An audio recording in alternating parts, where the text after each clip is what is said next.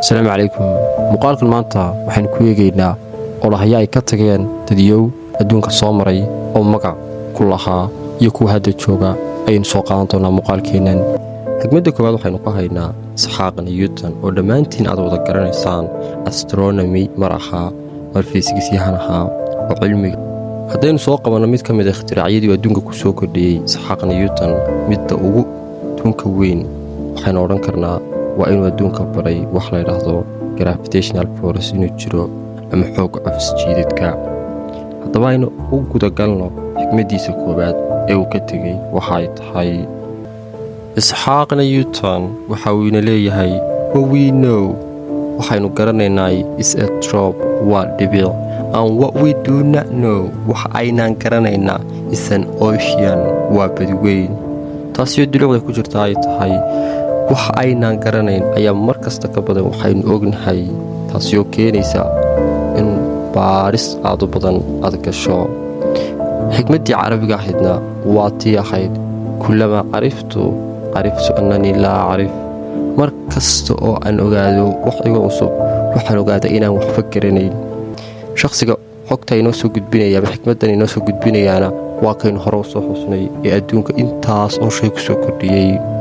charles darwin geologisti oo wax badan ku soo kordhiyey cilmiga biolojiga laguna xasuusto aragtidii darwisanka ee dhigaysay asalkii hore biniaadanku inuu ka soo jeeday daanyeer ayaa xikmaddanna laga soo wariyaa.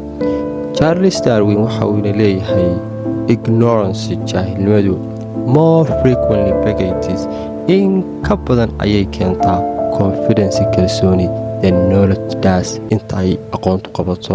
xikmadda ku jirta jaahilnimadu kalsooni ka badan ayay keentaa midda ay aqoontu keento waxa weeye mar kasta oo sare u kaco adduun araggaagu wacyigaagu heerkaaga aqooneed waxaa imanaysa kalsooni darro ah in waxaad og tahayba uu yahay wax kooban, waxa kaa maqanno wax aad u badan yahay. laakiin markaad ku jirto xaalad ignorancy ah waxaasoo dhanba moogid waxaana tahay qofka ugu kalsoonida badan. hericlitus faylosofar hore u dhashay griigii hore oo noolaa qarnigii 5 ilaa 6 ayaa laga hayaa oraxdan. waxa uu ina leeyahay day by day maalinba maalinta ku xigta what do you choose waxa aad doorato and what do you think iyo waxaad ka fikirto is who you become waa shakhsiyadda aad noqonayso.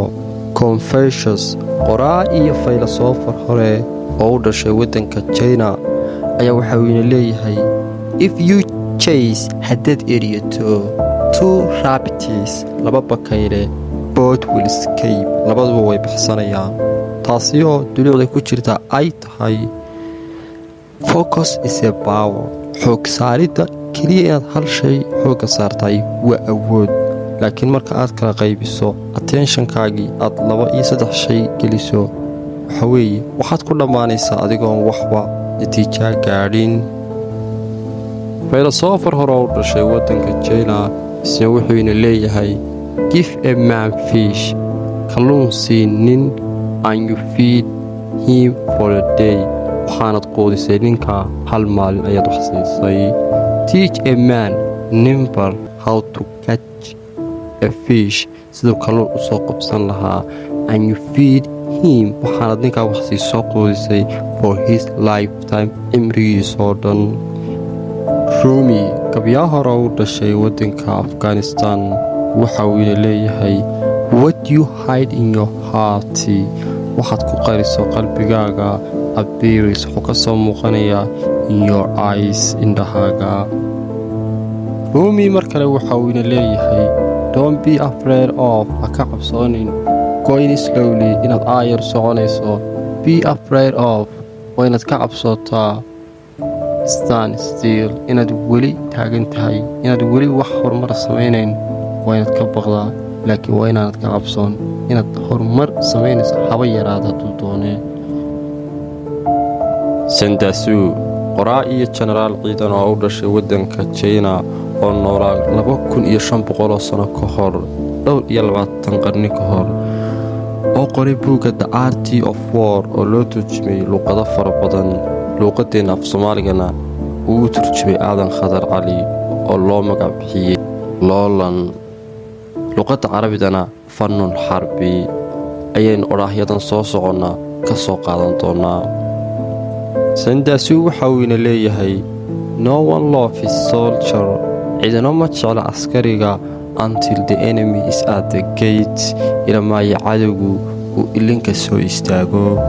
taasiyo xigmadda ku jirta ay tahay bini'aadanku ma garto nicmooyinka uu haysto ilamaayo uu yimaado wakhti adag oo uu garto shay qiimihiisa dhabtaa.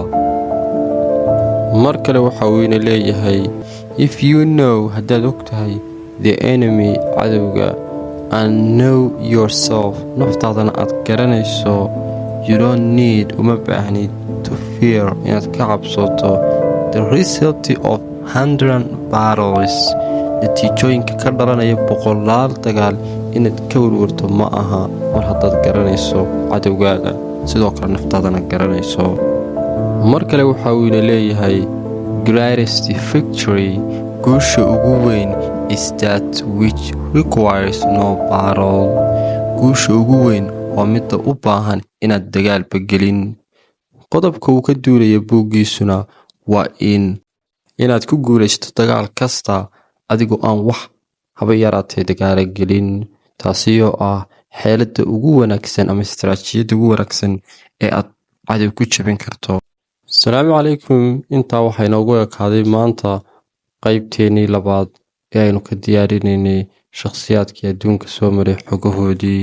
wasalaamu calaykum.